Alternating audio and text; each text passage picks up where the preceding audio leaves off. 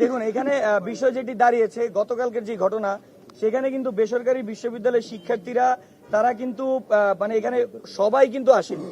এখানে বেসরকারি বিশ্ববিদ্যালয়ের শিক্ষার্থীরা একটা ভুল বুঝে এসেছিল, তাদেরকে বলা হচ্ছিল যে এখানে বেসরকারি বিশ্ববিদ্যালয়ের শিক্ষার্থীদের অংশগ্রহণ নেই, কিন্তু আসলে পুরো পূর্ণাঙ্গ কমিটি প্রকাশ করার পরে আসলে এটা জানার উপায় ছিল যে বেসরকারি বিশ্ববিদ্যালয়ের শিক্ষার্থীদের অংশগ্রহণ ছিল নাকি।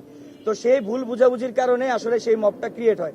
কিন্তু এখানে একটা পক্ষ যারা এমন একটা ন্যারেটিভ দাঁড় করাতে চাচ্ছে যে বেসরকারি বিশ্ববিদ্যালয়ের শিক্ষার্থীরা সেখানে রিফাত রশিদকে নিয়ে স্লোগান দিচ্ছিল, কিন্তু আসলে সেটা ছিল মহানগরের একাংশ যারা রিফাত রশিদকে নিয়ে স্লোগান দিচ্ছিল। সেটা তারা মহানগরের কমিটির, কিন্তু তারা বেসরকারিতে পড়ে, কিন্তু তারা বেসরকারি বিশ্ববিদ্যালয়ের শিক্ষার্থী হয়ে ওরকম কিছু চাচ্ছিল না।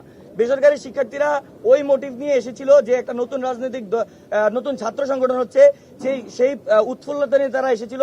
তারা যখন ভুল বুঝছিল যে না এখানে হয়তো বেসরকারি বিশ্ববিদ্যালয়ের কোনো প্রতিনিধিত্ব নেই, তখন তারা আসলে সেটা নিয়ে নাখোশ ছিল।